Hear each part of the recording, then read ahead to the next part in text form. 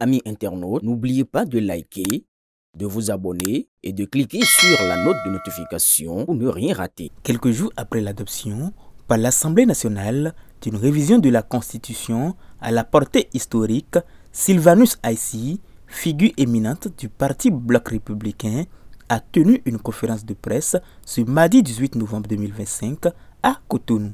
L'objectif, éclairer davantage l'opinion publique et analyser les options retenues par le législateur béninois. Suivez ici l'intégralité de sa déclaration. Je vous remercie d'être présent ce matin, quelques jours après l'événement institutionnel majeur qui marque une nouvelle phase dans l'évolution de notre République. Dans la nuit du jeudi à vendredi 13 au 14 novembre 2025, l'Assemblée nationale a adopté une révision constitutionnelle d'une portée significative. Il importe, en ce moment charnière, de prendre la parole pour éclairer l'opinion. Analyser quelques-uns des options retenues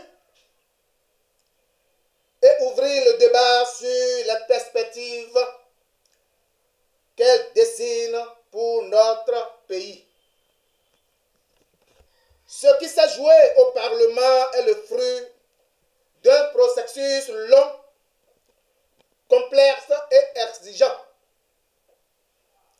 Une révision constitutionnelle requiert non seulement un savoir-faire juridique, mais aussi une vision politique, un sens de responsabilité et d'une capacité à anticiper les besoins du pays.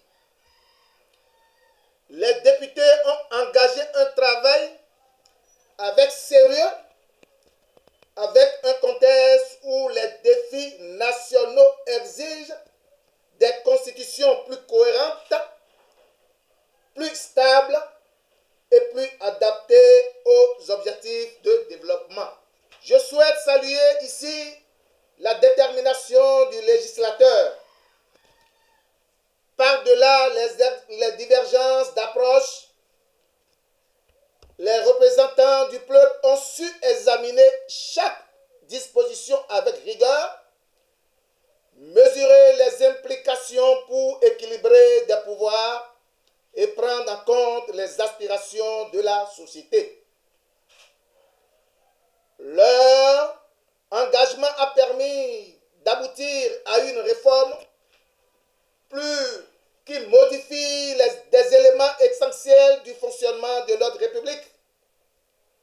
Je ne parlerai que de deux grandes réformes ici. Les autres, nous aurons d'autres occasions pour en discuter. La révision des mandats électifs vers des cycles politiques plus stables. La première mesure majeure est l'allongement du mandat présidentiel, du mandat des députés et de celui des élus locaux à 7 ans. Cette décision constitue un changement profond dans l'architecture de notre système politique. Sur le plan institutionnel, porter ces mandats à 7 ans vise à stabiliser la gouvernance. Dans un pays où les exigences du développement demandent constance et visibilité, un mandat plus long permet d'inscrire l'action publique dans un temps cohérent avec la durée des réformes structurelles. Les acteurs publics pourront ainsi mieux planifier, mettre en œuvre, évaluer et ajuster les politiques sans interruption électorale trop fréquente. Ce choix, naturellement, suscitera le débat. C'est normal. Dans une démocratie vivante, il appartiendra aux institutions, aux citoyens et aux responsables publics d'en discuter avec objectivité afin de comprendre cette nouvelle temporalité politique pourra servir l'intérêt national. 2. La création d'un Sénat, un nouvel étage dans l'édifice républicain. La seconde disposition marquante est l'instauration d'un Sénat. L'introduction d'une chambre haute dans notre système parlementaire constitue une évolution institutionnelle majeure. La création du Sénat répond à une logique de rééquilibrage institutionnel.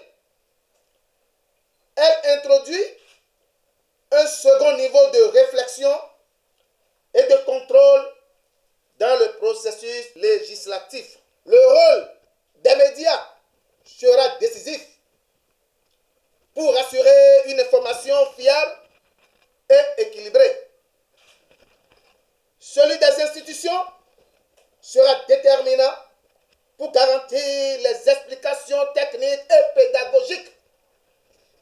De ma part, je resterai disponible pour participer à cette dynamique éclairage et pour accompagner autant que nécessaire la compréhension des changements engagés. La révision constitutionnelle adoptée ouvre une nouvelle page dans notre histoire institutionnelle.